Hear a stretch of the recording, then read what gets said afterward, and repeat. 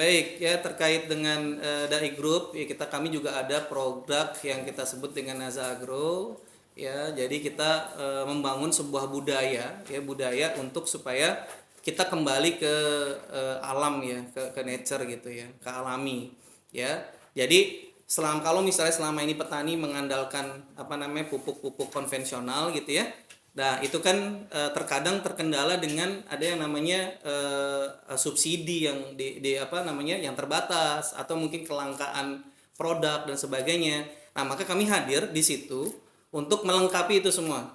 Ya, untuk melengkapi itu semua. Dan bahkan dengan adanya pupuk yang kita keluarkan ya secara pupuk bioaktivator ya kita menyebutnya ya. Dan ini betul-betul bisa mengaktifasi produksi unsur-unsur hara yang ada di tanah. Nah, ini yang paling penting. Karena selama ini unsur hara tuh selalu diisi gitu ya, disuplai. Nah, tapi bagaimana dengan produk yang kita keluarkan ini dia bisa merefungsi fungsi tanah itu sendiri. Jadi ibarat kata begini, kalau badan kita kan ada yang namanya self defense, ada yang healing, ada yang proses penyembuhan sendiri gitu lah. Nah, tanah juga sama sebenarnya. Dia punya bakteri, punya unsur hara.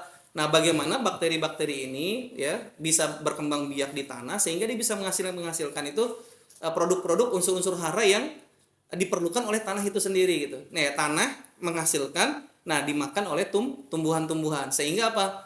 Nanti ya kelama-lamaan itu kita kembali ke zaman dulu gitu sebenarnya. Jadi kita bisa naruh ikan di sawah gitu kan. Kalau sekarang kan mungkin kalau naruh ikan mati ya.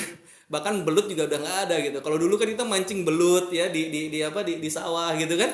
Nah, kalau sekarang kan sulit kita menemukan unsur alami di persawahan begitu. Jadi kita hadir sebenarnya untuk mengembalikan fungsi tanah itu sendiri dan mudah-mudahan ini bisa memberikan manfaat kepada masyarakat dan khususnya kaum para petani lah gitu ya, baik sawah maupun kebun ya ataupun tanaman-tanaman keras ya, duren semua segala macam gitu ya. Intinya seperti itu. Jadi kita kembali kepada sesuatu yang alami lah seperti itu. Begini, tentu para petani ingin saya melihatnya ya, petani itu sebenarnya nggak neko-neko ya, mereka pengennya apa sih? Pengennya hasilnya banyak gitu kan, tonasenya nambah gitu kan, pekerjaannya lebih ringan gitu kan. Nah, yang nggak kalah penting adalah operasionalnya nggak terlalu mahal, nah gitu ya. Jadi kalau misalnya dengan Naza ini ya, kita dengan 1 hektar ini cukup 10 botol ya, 10 botol. Nah, walaupun kecil begini, ini bisa dicampur air sampai dengan 200 liter air. Ini kalau kita bahasakan ini biangnya. Jadi ini dicampur dengan 200 liter air dan itu bisa untuk difungsikan untuk 1 hektar lahan. Karena 1 hektar lahan itu kurang lebih itu perlu sekitar 200 liter air.